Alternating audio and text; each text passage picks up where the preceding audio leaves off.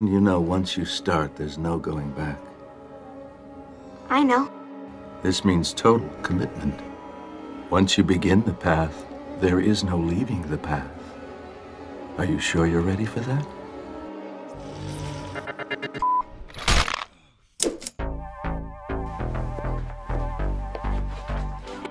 If you're switching from Adobe Premiere, Final Cut, or any other editing software, or maybe you're just looking to take your color grading skills to the next level, you're in the right place. DaVinci Resolve is hands down the best tool for color grading. It's powerful, industry standard, and used by Hollywood professionals. But don't worry, you don't need a big budget studio to get pro results. In this video, I'll walk you through my complete workflow, breaking everything down step by step. Whether you're a beginner or looking to refine your skills, by the end of this hour deep dive, you'll have the confidence to create stunning, cinematic colors in your own projects. So, let's jump right in. What is color grading and why it matters? Ever watched a movie that just felt cinematic? The deep blues of a thriller, the warm golden glow of a sunset scene. It's not just the camera, that's color grading. When you shoot raw or log footage, it often looks dull, flat, and lifeless. That's because cameras are designed to capture as much detail as possible, not necessarily to make things look amazing straight out of the box. Color grading is where you bring that footage to life. It's the difference between a bland video and one that feels professional, polished, and visually striking. Why is color grading so important? It sets the mood. Bright and warm colors create a happy, nostalgic feel. Dark and cool tones make things look dramatic and intense. It makes your video look professional. No matter how expensive your camera is, ungraded footage always looks unfinished. It brings everything together. Different shots, different lighting conditions, grading makes them all match seamlessly. It guides the viewer's eye. With the right color balance, contrast, and saturation, you control what the audience focuses on. Why DaVinci Resolve is the best for the job. Most editing software lets you color grade. DaVinci Resolve was built for it. Hollywood-level quality for free. Other software locks pro tools behind a paywall. Resolve gives them to you up front. Color that just looks better. The way Resolve processes colors makes skin tones natural, shadows clean, and highlights smooth. Insane control with nodes. Instead of stacking effects like in Premiere, Resolve's node-based system gives you total flexibility. Made for colorists.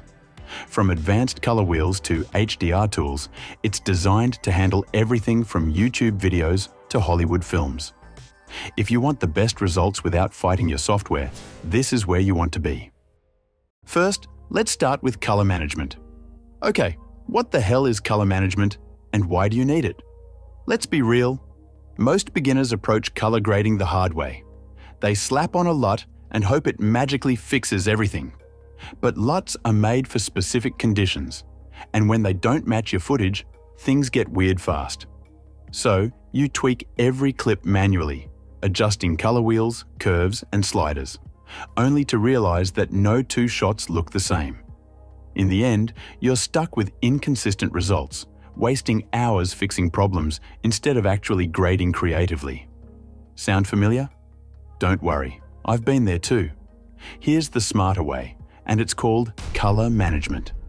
Instead of fighting mismatched colors clip by clip, color management in DaVinci Resolve does the work for you. It automatically translates all your footage into a common color space, meaning every clip starts from the same balanced place. Think of it like tuning instruments before a concert. Without it, everything is out of sync. But once tuned, they work perfectly together.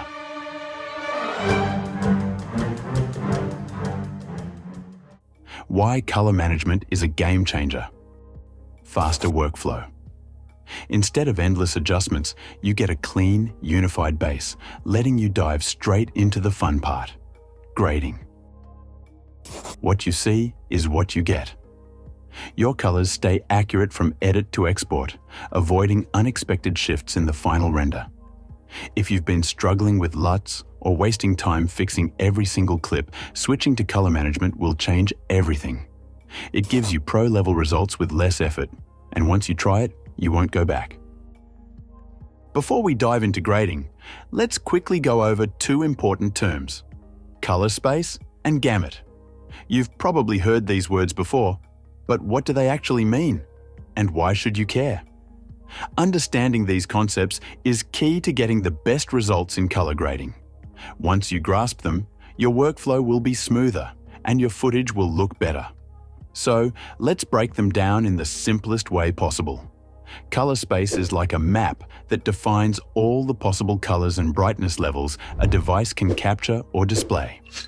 Most screens, cameras, and software use an RGB model to create different colors. To make this easy to understand, think of color space like a set of colored markers. A small marker set is like Rec. 709, a smaller color space with limited colors. A bigger marker set is like DCI-P3, which has a wider range of colors. The biggest marker set is like Rec. 2020, a massive color space with the most color options. The bigger the color space, the more colors you have to work with. Now, within every color space, there's something called gamut, the range of colors a device can actually reproduce. Think of gamut as the boundaries of your color space. Even if you have a massive marker set, some colors might not be printable on certain papers. Similarly, some colors in a wide color space can't be accurately shown on a standard display. The wider the gamut, the more colors you can work with while grading, giving you greater flexibility and more detail in highlights, shadows, and tones. Why does this matter?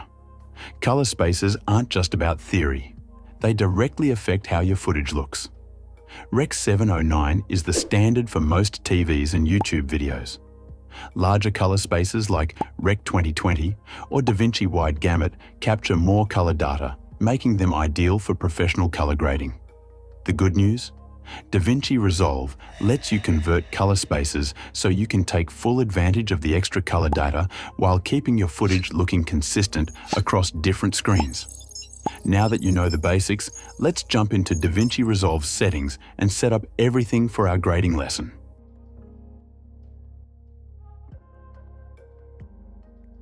Quick disclaimer, I'll be using DaVinci Resolve 19.1 Studio version for this tutorial. Most of the features I cover should work in the free version, but to get the full experience and unlock advanced tools, I highly recommend upgrading to Studio. Alright, let's jump into the settings page by clicking the small gear icon in the lower right corner. In the master section, we can set the resolution and frame rate for our project. For this tutorial, let's go with a 1080p timeline and 25 FPS for our frame rate. Next, let's head over to the color management section. The first thing to consider is color science. In simple terms, how DaVinci Resolve manages color. There are 4 options, and in this tutorial, we'll work with the first one, DaVinci YRGB.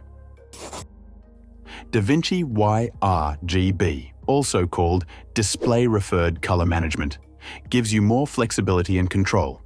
You manually select the color space and tell Resolve what kind of footage you're working with. I prefer this option because it lets me fine-tune my workflow. The second option, Color Managed, is more automated and is known as Scene Referred Color Management.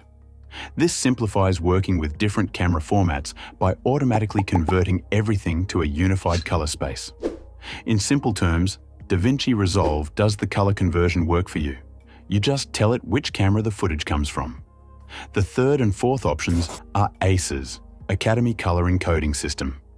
ACES is a professional grade system that standardizes color management across different cameras, VFX, and delivery formats. It's powerful but complex. To be honest, I've never worked with ACES, so we'll skip it for now. Now, to understand color science better, let's jump into Resolve and see how it works. We'll start with DaVinci YRGB. I have 3 clips from different cameras, one from a Blackmagic camera, one from a Fuji, and one from an iPhone. Looking at the media pool, I see these were shot at different frame rates, so let's convert them all to 25 frames per second first.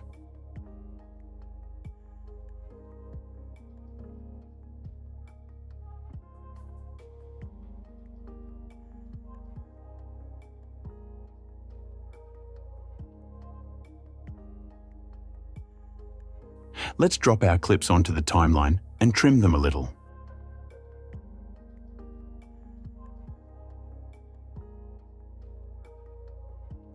Since we don't need the audio, I'll unlink and delete the audio tracks.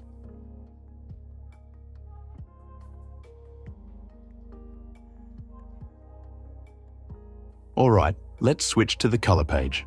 Since we're using DaVinci YRGB, we need to convert the footage manually. Let's select our first clip from Blackmagic 6K Pro camera. We'll create 2 simple nodes for this. Don't worry, I'll explain how nodes work in another section. Create a second node by right-clicking the first node and selecting Add Node and Serial Node. To stay organized, let's rename the nodes In and Out. Right-click the node and select Node Label to rename it.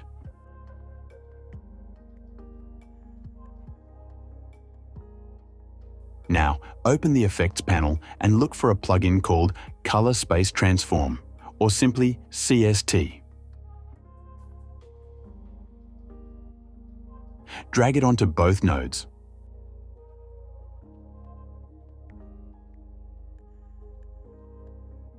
Select the first node, and in the Effects panel on the right, we need to tell DaVinci the color space and gamma of our clip. Since this clip was shot on a Blackmagic camera in RAW codec in the Color Space tab, I'll select Blackmagic Design Wide Gamut Gen 5. For the gamma, I'll choose Blackmagic Design Film Gen 5. This is Blackmagic's log profile, also called film. Now, for the output color space and gamma, we need to pick a wide and flexible working color space for grading. The best choice for this is DaVinci Wide Gamut Intermediate. This color space is large and gives us plenty of room for grading, and this is where we'll be working throughout our tutorial. All of our grading will happen between the 2 nodes we just created. But for now, let's just convert our color spaces. To finish the conversion, select the second node, and for the input color space, choose our working space from earlier, DaVinci Wide Gamut Intermediate. The final step is to convert our working space into a proper display space, which is typically Rec. 709. For gamma, we'll choose Gamma 2.2, which is better suited for online content. At this point, we've successfully converted our RAW footage into more visually appealing Rec. 709 footage. Now, let's do the same for the rest of our clips. The steps are exactly the same. The only difference is the color spaces used for different cameras. For the Fuji clip, I know it was shot in F-Log2, so for the color space and gamma, I'll select Rec. 2020 and F-Log2. Everything else stays the same. For the iPhone clip, it was shot in Apple Log, so I'll select Rec. 2020 and Apple Log accordingly. You can always check your camera's manual to confirm the color space it records in. I know that both Fuji's and iPhone's log profiles capture in Rec. 2020. Now that we know how to convert color spaces using the Color Space Transform plugin, let's check how Color Managed Science works.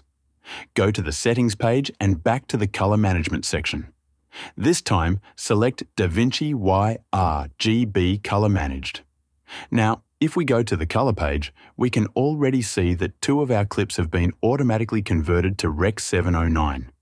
That's because DaVinci is handling the color conversion for us. However, we notice that 1 clip is still in its log profile. This happens because some cameras require us to manually specify the input color space. To fix this, right-click on the clip and select Input Color Space. Then, choose the correct setting for your camera. In this case, Fujifilm and F-Log2. And that's it. We can start grading from here, and DaVinci automatically handles the conversion. No need for color space transform plugins. Alright, let's go back to the Settings page and Color Management section. Let's switch back to DaVinci YRGB. As we can see, there are two more settings left in this section: Timeline Color Space and Output Color Space. You probably guessed it. The first one is our working space for grading, and the second one is for delivery. To set this up correctly, let's choose Timeline Color Space, DaVinci Wide Gamut, Intermediate. Output Color Space, Rec 709. There are some gamma shift issues in DaVinci Resolve when grading and exporting on Apple computers. To fix this, there is a different output color space option called Rec 709A. Since I'm doing this tutorial on a Mac, I will select Rec 709A as my output color space. However, if you're working on a Windows PC or using a calibrated monitor for grading, stick with Gamma 2.2 or Gamma 2.4 for accurate results. Gamma 2.2 is best for computer screens, web content, and online videos. Most modern computer monitors and sRGB-based displays use Gamma 2.2 as the standard.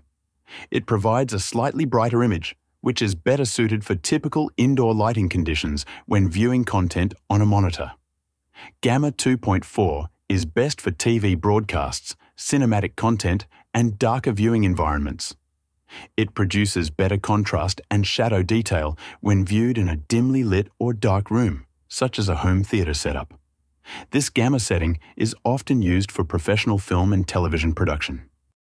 One more setting we can adjust in the Color Management section is the 3D Lookup Table Interpolation. Change this to tetrahedral. This will improve how LUTs work later in our grading. That's it for settings and color management for now.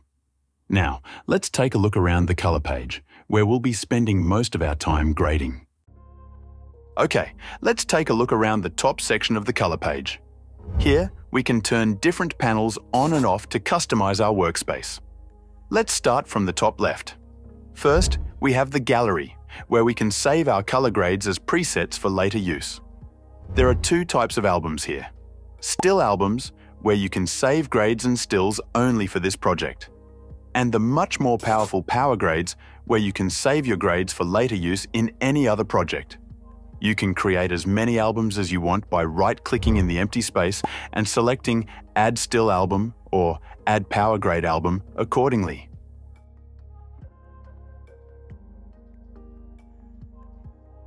To save your grade into any of these albums, simply select the album, then right-click on the image and choose Grab Still.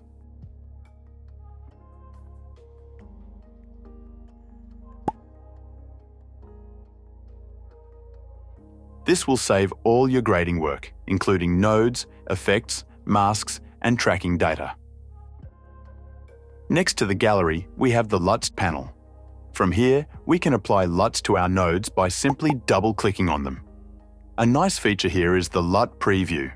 Just hover your mouse over a LUT thumbnail and drag the pointer to see how it affects your image. To find where your LUT folder is, simply go to Settings, then back to the Color Management section. Under Lookup Tables, click Open LUT folder. Third, we have the Media Pool. From here, we can add assets for more advanced compositing in our color grade by simply dragging them into the Node section.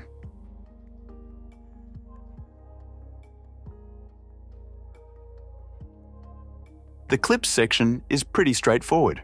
You can enable or disable your clip view, but I actually never disable it. It's just more convenient to keep it on for a smoother workflow. On the right side of the screen, we have the Quick Export button, which lets you quickly export your video using pre-made presets. I've never really used this before. I prefer the delivery page at the end of the grading process. Next to Clips, there's the Timeline button, which simply adds your timeline for quicker navigation and scrubbing through clips.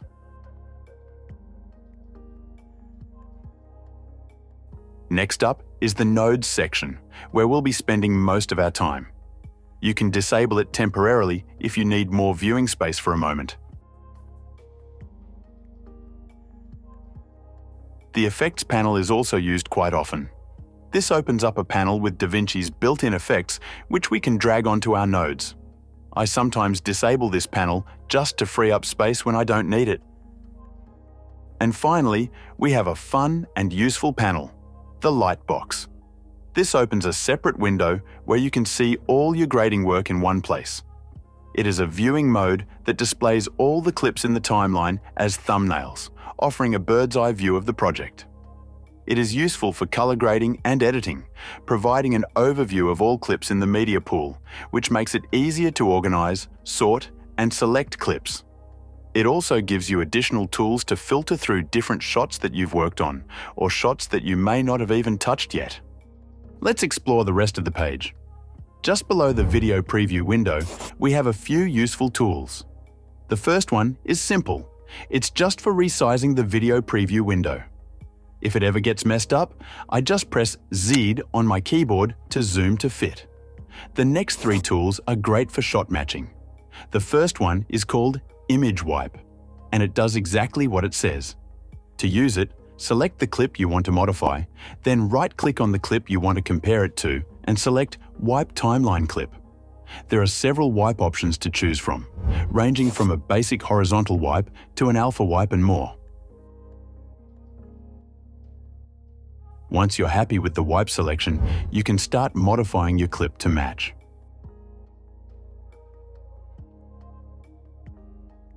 Next to the Wipe tool, we have the Split Screen option. Similar to the Wipe tool, this splits the screen into several sections, allowing you to compare different clips. For example, you can choose to compare only selected clips. To select clips, hold the Command button on your keyboard and left-click on the clips you want to select. Or you can compare neighboring clips that are next to each other in the timeline.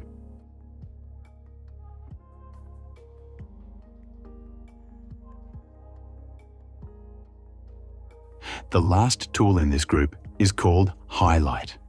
It helps you isolate and preview specific parts of your image, especially when working with qualifiers, power windows, and keying adjustments. It's a great way to fine-tune your selections and ensure your adjustments are spot on. On the other side, we have a few useful playback tools. One of them is Proxy Playback, super helpful if your timeline is lagging. This lets Resolve use proxy files, which are smaller and much easier to edit. Keep in mind, you'll need to create these proxy files yourself, but don't worry, we'll cover how to do that later in this video. Next to that, there's a really handy feature, the Bypass Grades button. If you want to quickly compare your before and after results or temporarily disable all color grading and effects for smoother playback, this button does exactly that. Just click it, and all your grading work is bypassed instantly. By the way, you can put your video preview window in full screen by pressing P on your keyboard. Below the Clips section, you'll find all the main color grading tools we'll be using in the color page. We'll go over these in detail later in the video. On the far right of this section, you have three different panels to choose from. The first one is Keyframes, which lets you automate adjustments over time. Next, we have Scopes, essential for monitoring your grading work and ensuring accurate colors. The last panel opens your clip properties, where you can check details like frame rate, codec, and other technical settings. Okay, now that we've looked around the color page, let's move on to the Nodes section. The node workflow may seem intimidating at first, but once you try it out, it's actually pretty straightforward. Think of it as a simple flow. Instead of stacking elements on top of each other, here we have a left to right sequence of adjustments. The node graph is a visual representation of all the effects and adjustments applied to a video clip. Each node represents a specific task, such as color correction, noise reduction, or sharpening. Nodes are non-destructive, meaning you can adjust or remove any node without affecting the original footage. This gives you the flexibility to revisit and tweak any step in your workflow. The node-based approach offers a high level of control and precision, allowing for both simple and complex adjustments. You can work with just a few nodes or create advanced node trees for more intricate workflows. Think of nodes in DaVinci Resolve like building blocks in a pipeline.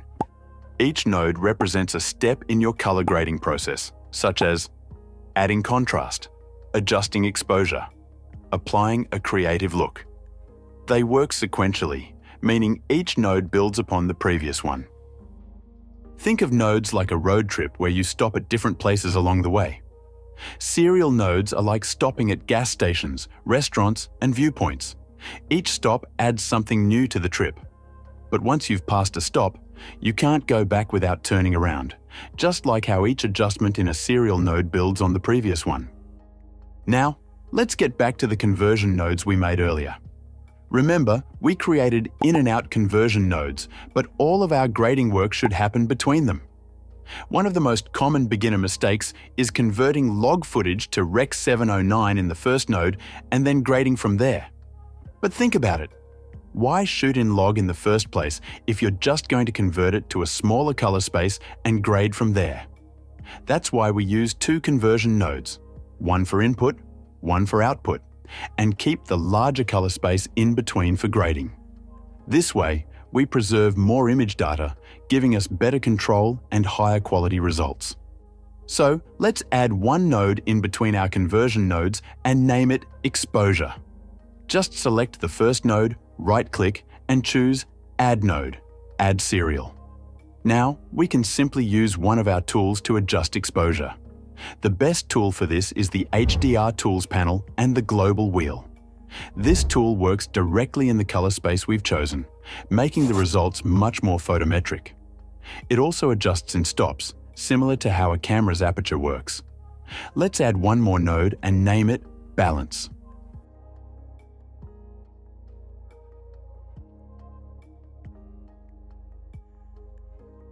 This time, we'll use a different tool for our white balance adjustment, the offset control in the color wheels panel.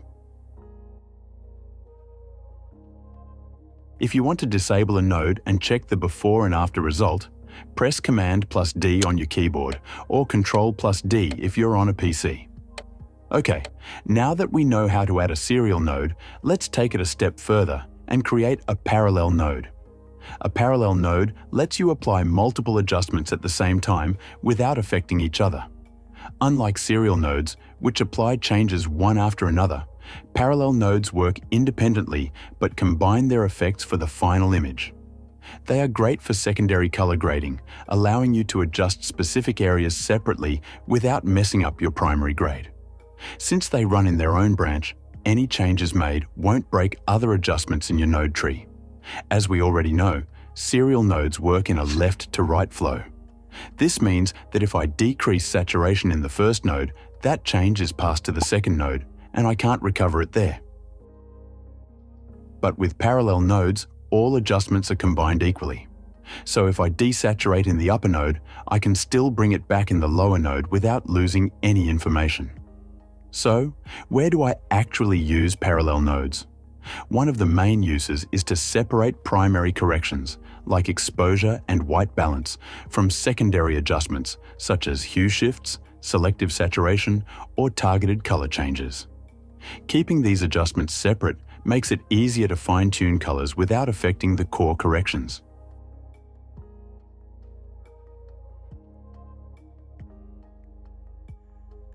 Another great use for parallel nodes is reshaping lighting using power windows. When working with lighting adjustments, like brightening a subject's face or darkening a background, parallel nodes allow these changes to blend more naturally with the image. Because they don't stack adjustments in sequence, they help maintain a smoother, more balanced look compared to serial nodes.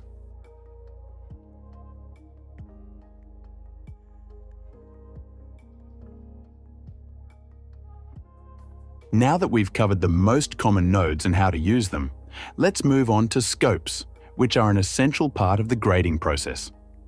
Scopes in DaVinci Resolve are visual tools that help you analyze color, brightness, and image signal, allowing for precise color adjustments.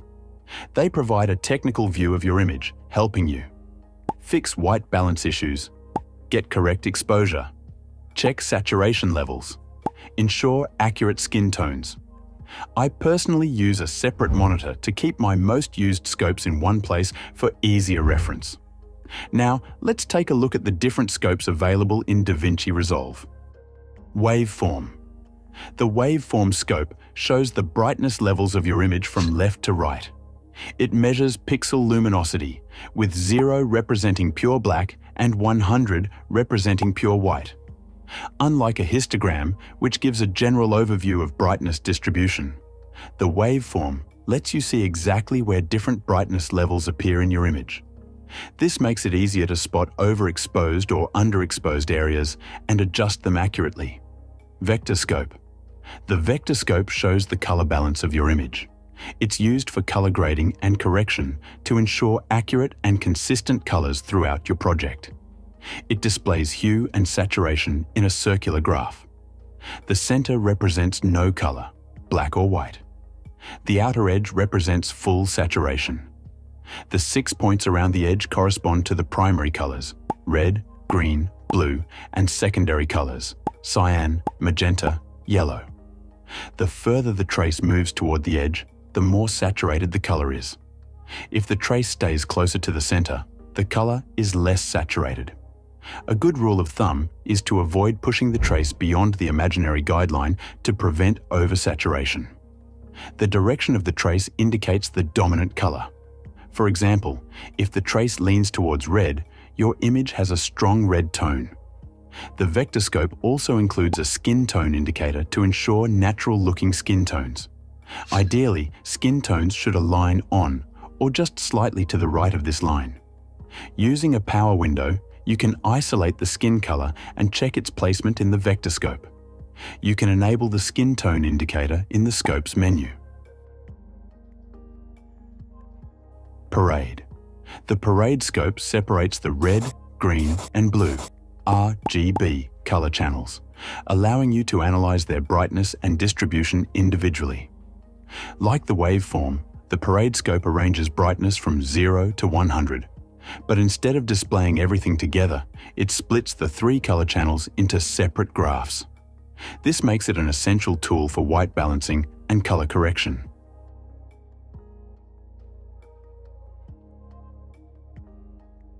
Histogram.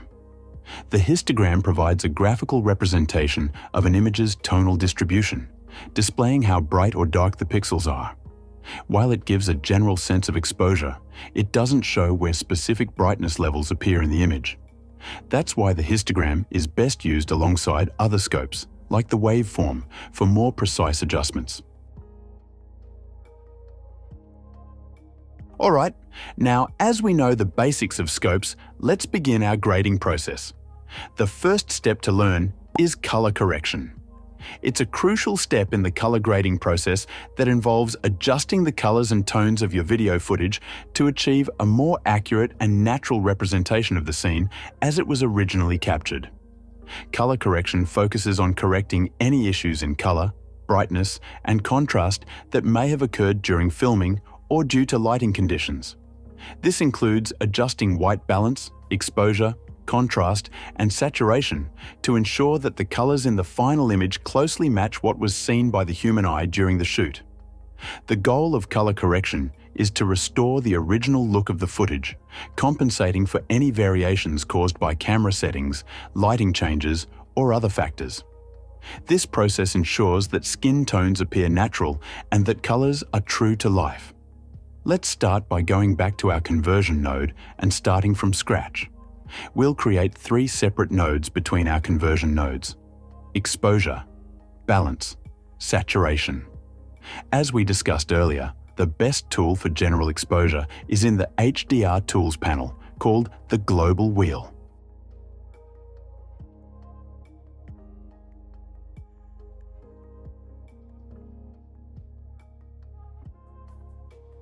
Now, let's look at how we can improve contrast. There are many ways to adjust contrast in DaVinci Resolve, so let's explore some of the available tools.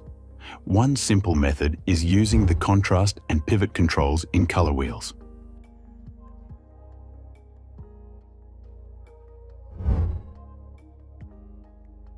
The pivot function in the context of contrast adjustments allows users to control the midpoint around which contrast is applied to an image. This feature is essential for fine-tuning the tonal balance between shadows and highlights without affecting the overall brightness of the image.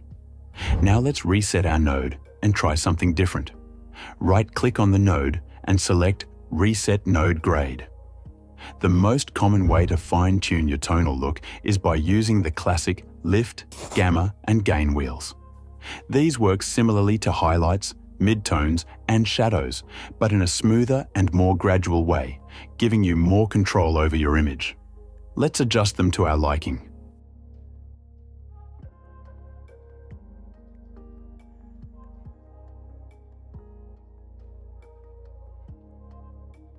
I think this looks nice. Another great tool for tonal adjustments is curves. But before making any changes, let's reset our node again.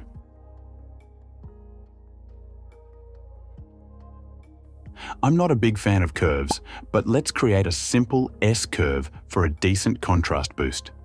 DaVinci Resolve offers many tools for adjusting exposure and tone. Don't worry about using them all at once. The best tool is the one that works for you. I'm here to point you in the right direction, but as you experiment, you'll develop your own workflow and style. All right, that looks decent to me. Let's move on to our balance node and fix the white balance. I'm sure you've heard of temp and tint controls.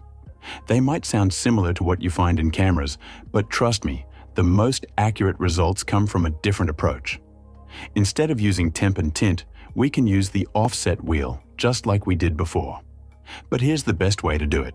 Change the node's gamma to linear. Right-click on the node, select gamma, and choose linear. Use the gain wheel to adjust the white balance. Since this clip was shot in the evening, I'll keep it a little warmer.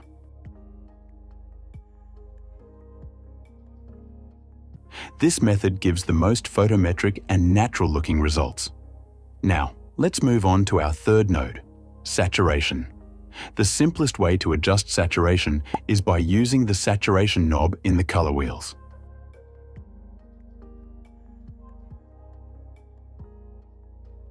But hey, I'm here to show you the best tool available.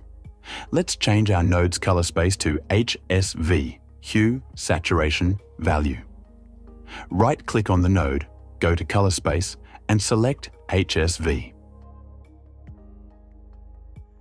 HSV is a cylindrical color model that represents colors in a way that feels more intuitive to human perception compared to RGB. Disable channels 1 and 3, since we only need to adjust saturation. Right-click on the node and disable channel 1. Do the same for channel 3. Now, magically, our gain wheel becomes a super smooth saturation control, giving a much more natural result.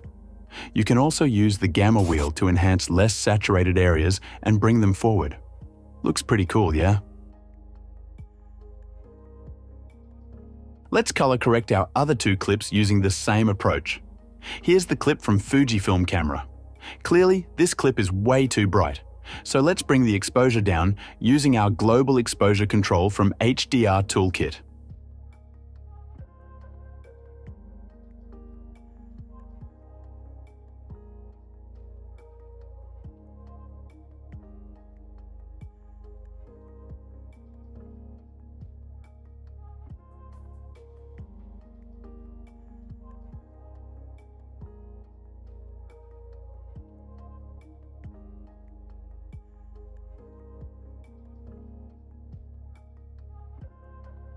For color balance, I think we're already pretty close, but I'll make some small tweaks to dial it in.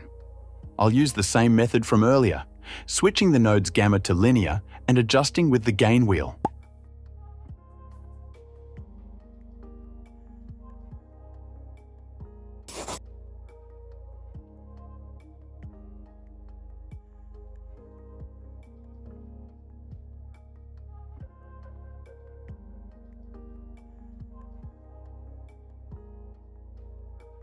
Lastly, let's increase the saturation a little using HSV color space.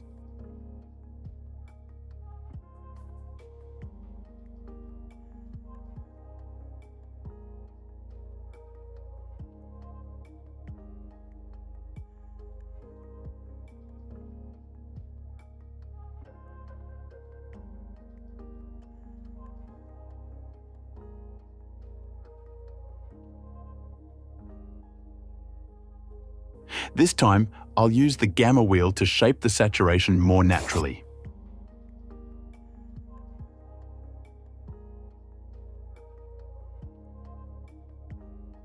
Now, let's move on to our iPhone clip. Since we already have our conversion nodes, we can go straight to exposure. This time, the image looks underexposed, so let's brighten it up.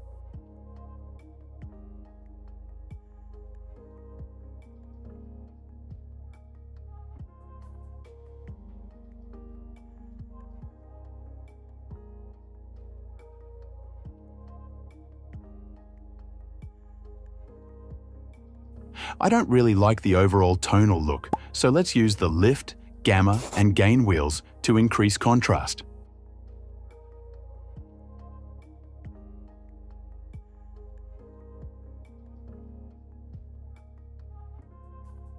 For balance and saturation, I'll follow the same approach as before.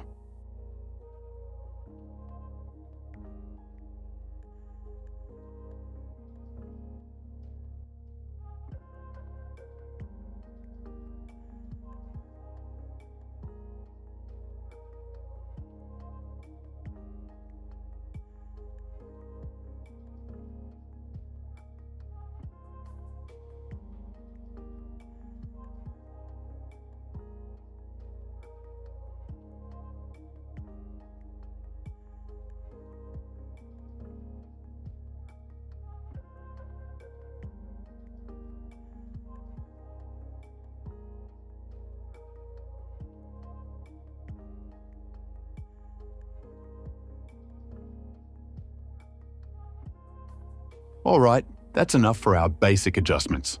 Now, let's dive into secondary adjustments and explore some of the advanced tools DaVinci Resolve has to offer.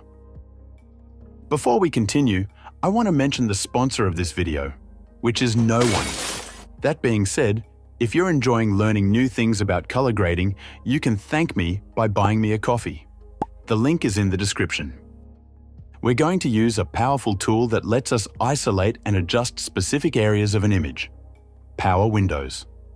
Power windows allow you to apply color corrections or effects to a specific part of the image without affecting the rest. Let's create one to isolate this yellow bus. Select the top node from our two parallel nodes. Go to the Window Tools section. Choose the circle-shaped window and place it over the bus using your mouse.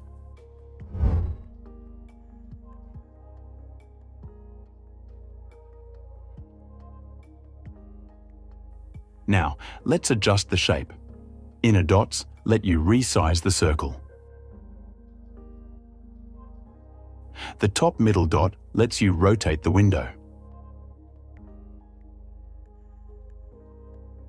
Outer dots adjust the softness of the shape, making the transition more natural. In my case, I want to lower the brightness of the background and make the bus stand out. To do this, we need to invert our power window so that our adjustments affect everything except the bus. Press the small invert button in the power window section to flip the selection. Now, let's adjust the brightness. Go to the color wheels and reduce the brightness by lowering the gamma or gain wheels. Finally, to hide the power window overlay, click on this icon and select Off. Okay, now let's make the sky more dramatic. Select the lower node and head over to the Windows section again. This time, choose the gradient window. The gradient window isolates everything opposite to the arrow direction. To see this more clearly, let's turn on the highlight tool. Now, move the window closer to the sky. As we can see, the mountain top gets in the way. To fix this, we'll use the qualifier. Since we only want to affect the sky, the luminance slider will help us isolate the brighter areas of the selection.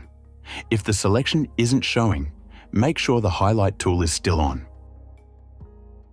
Click and hold the mouse cursor on the word low, then slide it until the selection includes only the sky. We can smooth out the selection a little with L soft control. Now that the sky is isolated, let's make it more dramatic. Turn off the highlight tool and head over to the color wheels.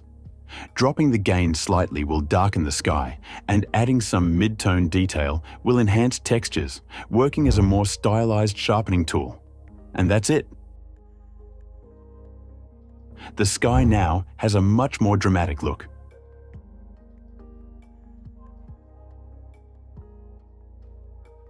Now, let's learn how to work with selected hues and saturations. In our image, we can create more color separation between yellows and greens. A simple way to target specific colors is by using HSL curves. Let's try them out.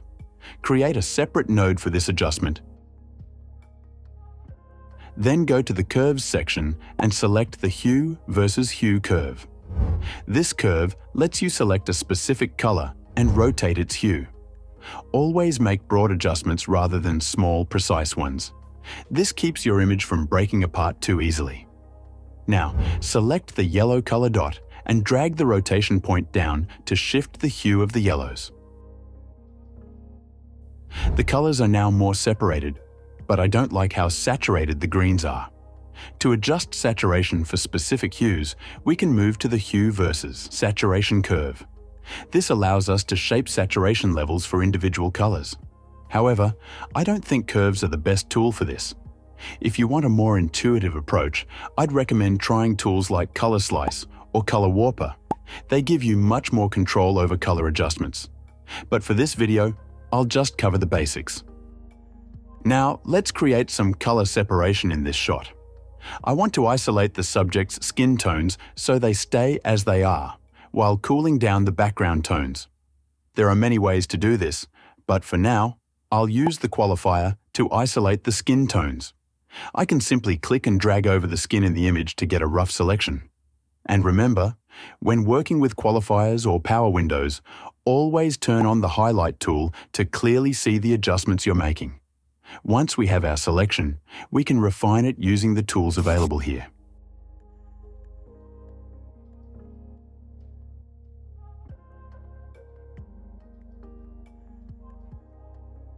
When we're happy with the selection, we need to invert it so that we're affecting the background instead of the skin tones. To do this, we'll create an outside node, which gives us the opposite selection. Right-click on the node, go to Add Node, and select Outside. Now we can cool down the background using the color wheels, creating a stronger color separation between the subject and the background.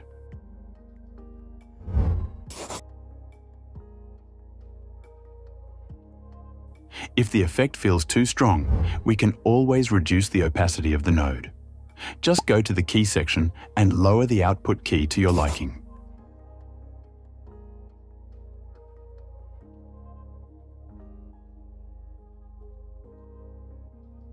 Another great tool for isolating your subject is Magic Mask, and it does exactly what the name suggests. This tool simplifies subject isolation, making it easy to create precise masks for color grading, subject cutouts, or compositing tasks. Let's use Magic Mask to separate our subject from the background. Go to the Magic Mask section and click the Magic Mask Overlay button to see the results. Now, simply draw a rough stroke around your subject using the mouse, and let DaVinci Resolve do the magic for you. For better accuracy, go to the Quality tab and select Better. Next, we need the mask to follow our subject throughout the shot. To do this, track the mask by pressing the double arrow button. This will track the shot from start to finish. Now that we have our selection, we can adjust it however we like. For example, tweaking exposure or refining saturation to make the subject stand out. DaVinci Resolve has countless tools and advanced workflows. I can't cover them all in one video, but as you grow, you'll discover the right tools for every situation. A good rule of thumb is to keep it simple. Start with correcting exposure and white balance and focus on broad adjustments rather than narrow ones.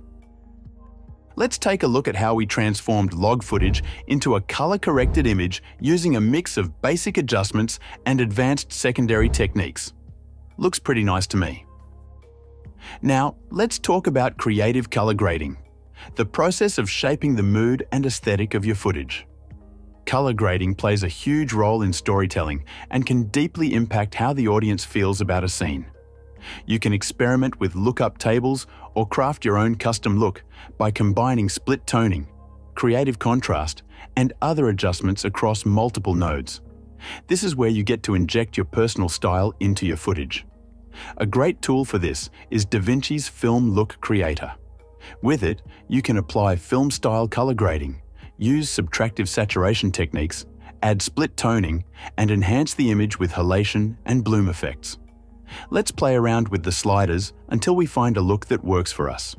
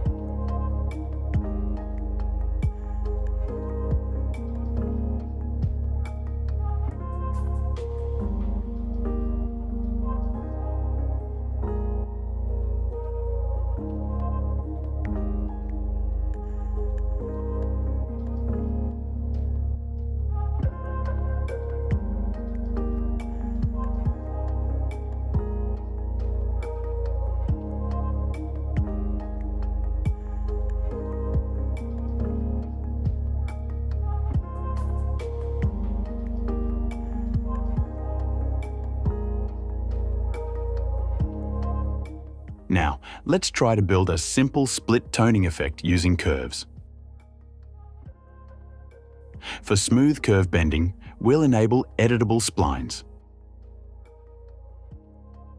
Then, by separating the RGB channels, we can create a classic split toning effect, reducing reds and adding blues to the shadows, while doing the opposite in the highlights.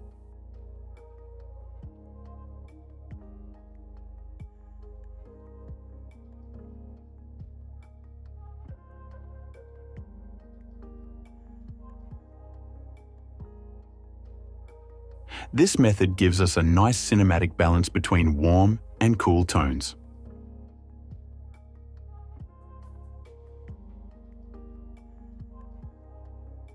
One of the great things about DaVinci Resolve is that you can apply a look at the timeline level, so you don't have to copy and paste adjustments onto every clip individually. Let's try this approach. In the clip view, delete the last conversion node. We'll move it to the timeline level so it applies to all clips. Switch to the timeline node view and create two nodes.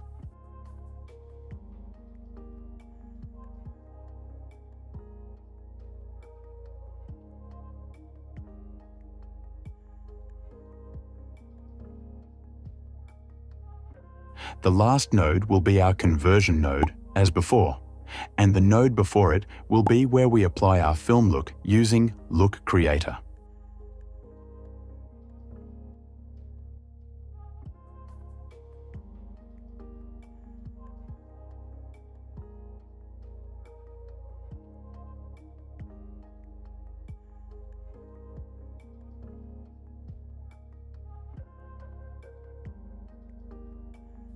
Now, all our clips will share the same look. Finally, we just need to delete the out conversion nodes from the rest of our clips.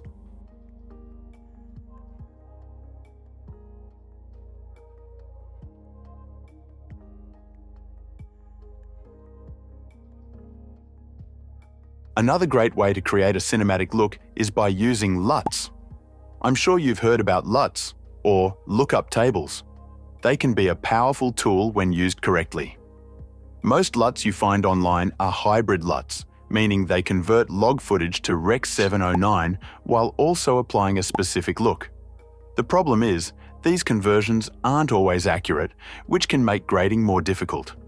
There are also technical LUTs, which perform precise color transformations, like converting a camera's log profile to Rec. 709. But if you're working in a color-managed workflow, you should focus on look LUTs or creative LUTs, which enhance the image without affecting its technical accuracy. In fact, Hollywood productions often develop custom LUTs before even starting to shoot a film. A great example is the LUT used for the movie Joker, designed by Kodak color scientist Mitch Bogdanowicz. It was created to emulate an out-of-production Kodak film stock, giving the film its gritty, vintage, cinematic tone.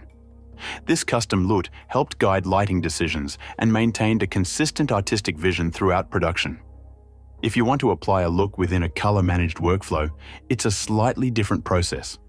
There are high-quality, well-balanced LUTs made by professional colorists like Cullen Kelly or companies like Film Unlimited. I've also developed my own LUTs, inspired by Baltic mythology, specifically designed for DaVinci wide gamut color space. These LUTs offer unique, cinematic looks with deep cultural roots, so if you're looking for something different, feel free to check them out. Just remember, always apply LUTs just before the conversion node for the most accurate results. And most importantly, make sure your image is well balanced and color corrected before applying a LUT. This way, you'll get consistent, professional-looking results every time. DaVinci Resolve provides some powerful tools for enhancing texture, and these adjustments usually come at the end of the node tree. After all the color and tonal adjustments, I often apply a bit of sharpening. DaVinci Resolve has a built-in blur tool, which can actually be used to sharpen the final image by reducing blur slightly. I keep it around 0.48.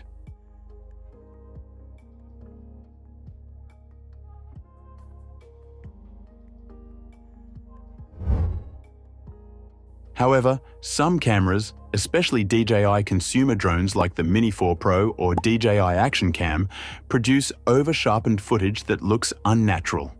To fix this, I use my own custom-developed plugin called D-Blade, which smooths out harsh edges while keeping the details natural. It uses advanced frequency-based processing to separate edges and soften them where needed. I'll leave a link in the description if you'd like to check it out. Another commonly used texture tool is Film Grain. DaVinci Resolve offers a nice grain plugin, and I recommend experimenting with different presets to find what suits your style. Just make sure grain is applied at the very end of your node tree for the most natural effect. As our tutorial comes to an end, I'd like to share some performance tips to help you grade more efficiently. Sometimes, as our grades become more complex, playback speed can slow down. Effects and detailed textures can put heavy strain on our computers, making real-time playback difficult. The first thing to check when playback slows down is your playback resolution. Lowering it reduces image quality, but significantly improves performance. You can drop it to half or even quarter resolution for smoother playback. Another useful tip is to create proxy media. These are smaller, lower-resolution versions of your clips, making editing and grading much faster. To do this, go to Settings, and in the Master section, choose the resolution and codec you want for your proxies.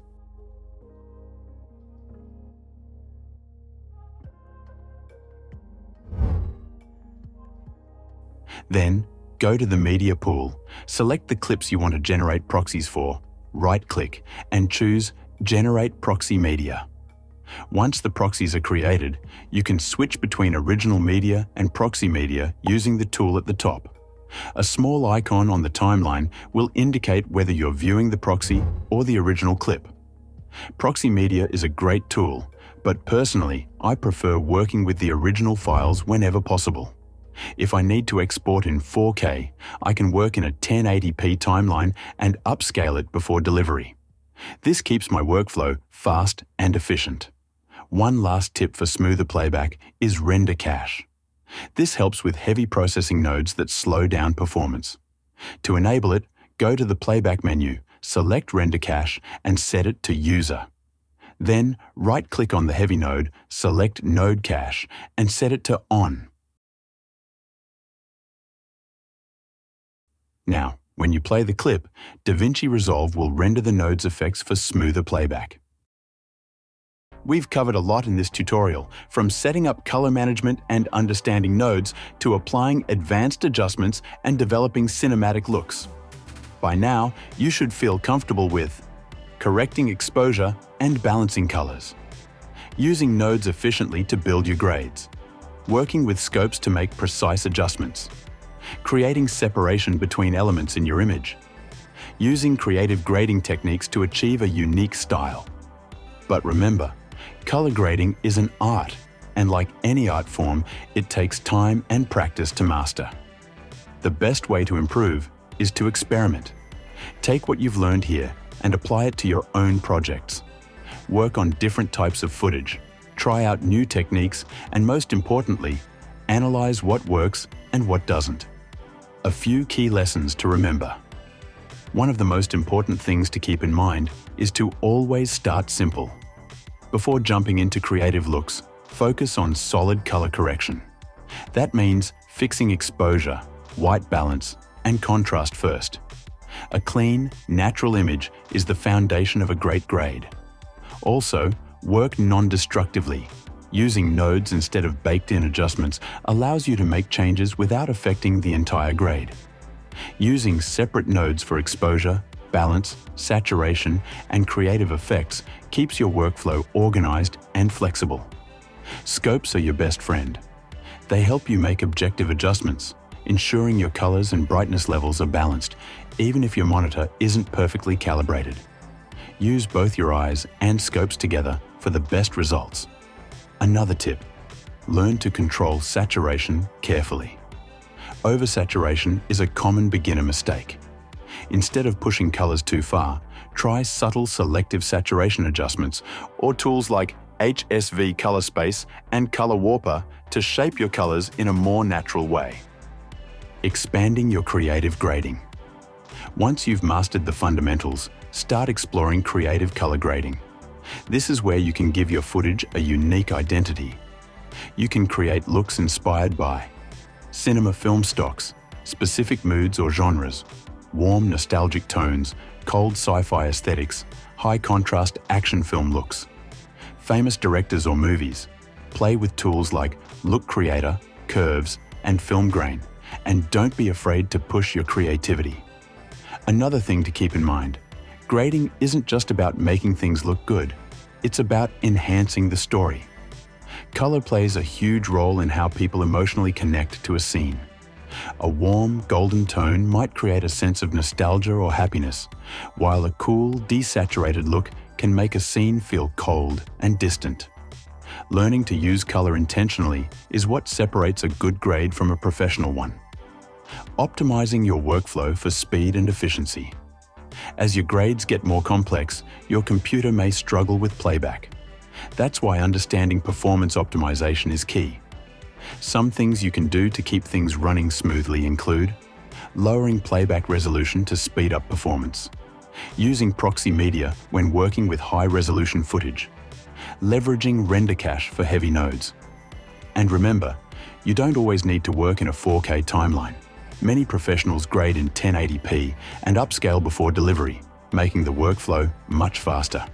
Final thoughts. At the end of the day, color grading is a journey.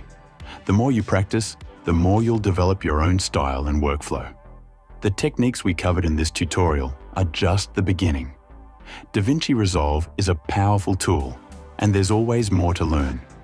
By the way, you can check out my video on some awesome Resolve effects. It's a great way to take your skills even further. So my advice? Keep experimenting, keep learning, and most importantly, keep creating. If you have any questions, don't hesitate to leave a comment below. I'll be happy to help. Also, I've included a link to a few clips from this tutorial so you can experiment with them yourself. Thanks for watching, and I'll see you in the next one.